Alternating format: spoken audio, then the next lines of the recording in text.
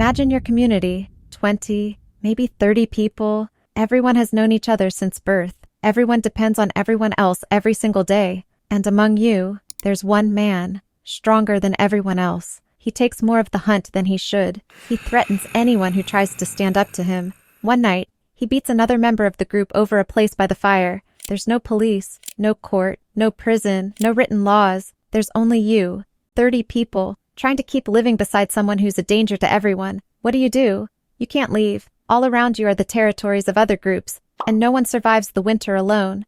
But you can't tolerate him either. Sooner or later, he'll hurt someone again. And next time, he might kill them. This is where one of the most important and least discussed questions in human prehistory begins.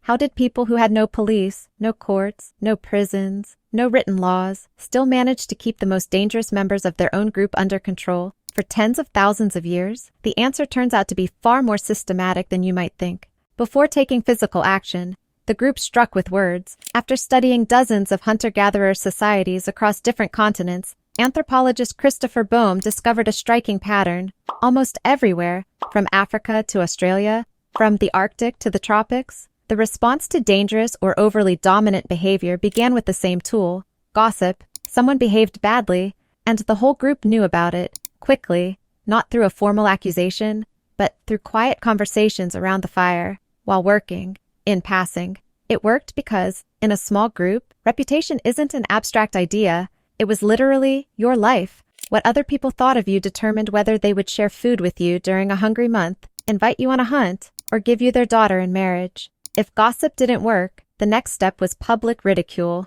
openly mocking a specific wrongdoing, right in front of the person, with witnesses. Boehm described this as part of what he called a reverse dominance hierarchy. In nature, stronger individuals usually dominate weaker ones, but hunter-gatherer groups learned to do something completely different. They directed the collective pressure of the entire group against the one person trying to dominate through force. Laughter is a weapon. It costs almost nothing, leaves no physical injuries, but strikes the most vulnerable place of all, a person's status within the group, the very thing everything else depends on.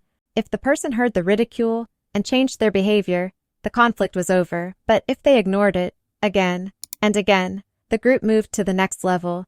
This is where the story becomes truly serious. Being ignored may seem mild from the outside, but in reality, it's a direct attack on a person's ability to survive. The mechanism is simple, which makes it even more ruthless. People simply stop talking to you. You ask a question, no one answers, as if you aren't even there. They stop sharing more of the day's catch than the absolute minimum.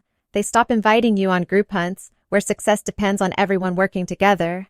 They stop telling you where good water was found today, or where a herd was spotted. In a society built on constant exchange, food, information, protection, it's a form of slow suffocation. Researchers studying groups such as the G/WI of the Kalahari described exactly this pattern.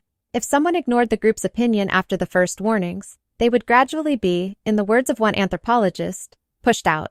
Not through open hostility, but by acting as though no one understood what they were asking for, as if they were speaking a language no one else understood. Formally, no one expelled them, but living in that kind of isolation inside a group where survival depended on constant exchange was almost as hard as being expelled altogether. Some researchers describe this as a social death sentence, because the psychological impact and the threat to survival are comparable to being excluded from the group entirely. For most people, that was enough. Shame and the fear of permanent isolation forced them to change their behavior, but not everyone did. If the boycott failed, there was only one step left before outright violence: physical exile. The person was cast out of the group, sometimes with a warning, sometimes without one. And here's what you have to understand. In the world of hunter-gatherers, exile was almost never a merciful alternative to death.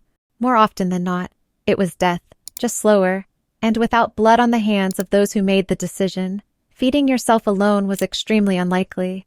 Defending yourself from predators alone, just as unlikely. Surviving an entire season without the support of your group, almost impossible.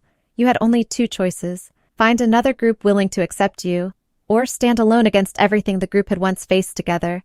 But the first option didn't always work. Your reputation usually arrived before you did. Neighboring groups knew one another. They met at seasonal gathering places. They exchanged news. Someone expelled for cruelty in one community was rarely welcomed into the next. Exile was such a severe punishment because the entire structure of human survival was built around the group, not the individual. Take away the group, and you took away almost every chance a person had of surviving until the next season. But there was a third possibility, one far more unsettling than the first two.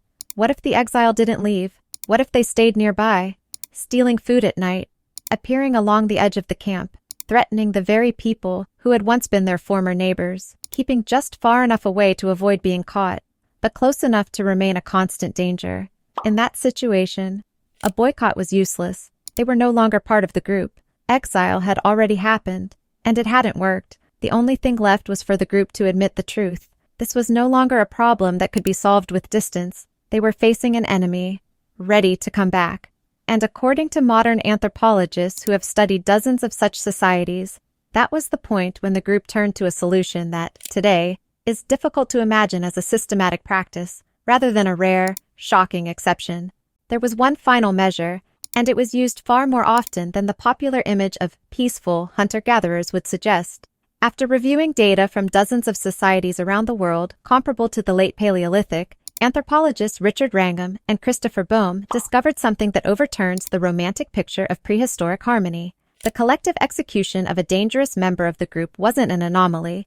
It was a functioning, regularly used mechanism of social control.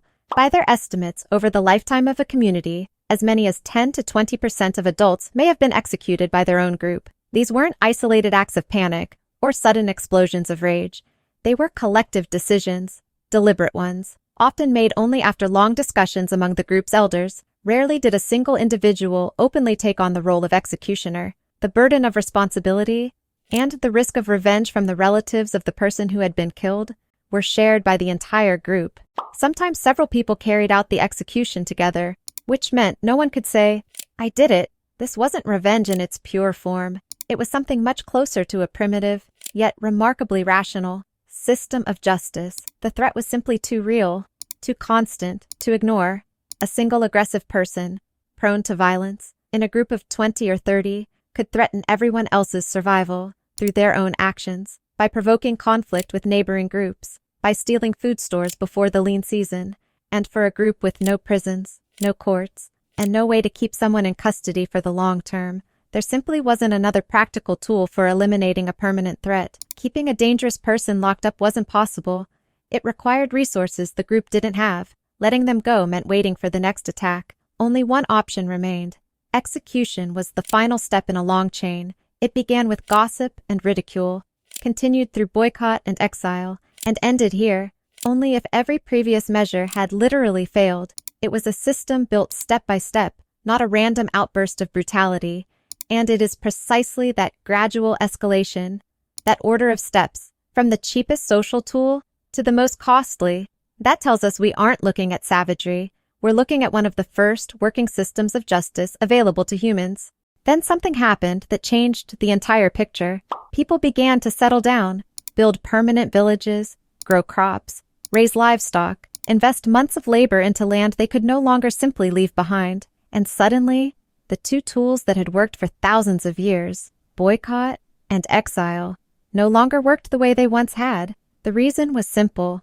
Around a settled village, there was no longer any unclaimed land where you could send an offender. Every piece of land was already occupied, already farmed, already belonged to someone. Exiling a person now meant sending them directly onto the land of a neighboring community, creating the risk of a new conflict, not between individuals, but between entire communities. And the cost of conflict within the village had grown enormously. Now it wasn't only individual lives at stake, but the shared harvest, the shared herd, the shared water supply, things built up not over a single season, but over years of collective labor. One dangerous person in a settled community could cause far greater, more long-lasting damage than someone in a nomadic group where almost everything could be carried away in a single day. The archaeology of Neolithic Europe directly reflects this escalation. At Halberstadt, in what is now Germany, archaeologists uncovered a mass burial around 7,000 years old. Based on the pattern of skull injuries and the arrangement of the bodies, researchers concluded that this was not a chaotic massacre, but an organized, deliberate execution of an entire group identified as outsiders by the main community.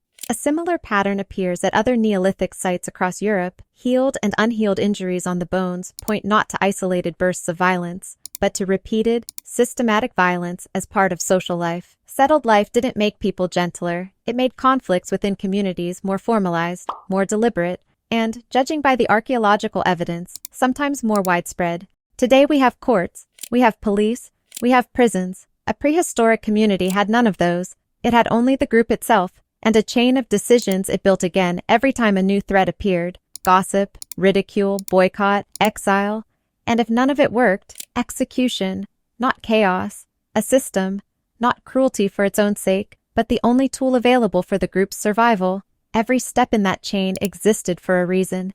Each one gave the offender a chance to change, before the group moved on to the next, harsher step. And it was that gradual escalation, not violence itself, that separated a true system of justice from simple violence. 30 people, around a single fire, deciding the fate of one of their own, not because they wanted blood, but because there was no alternative. No prison where a dangerous person could be locked away, no police who would come when called, only the group itself, forced, again and again, to find the balance between mercy and survival. So the next time you hear the word justice, remember where it truly came from, not from a courtroom with marble columns, but from a fire, around which a handful of people decided what to do with one of their own, because there was no one else to decide.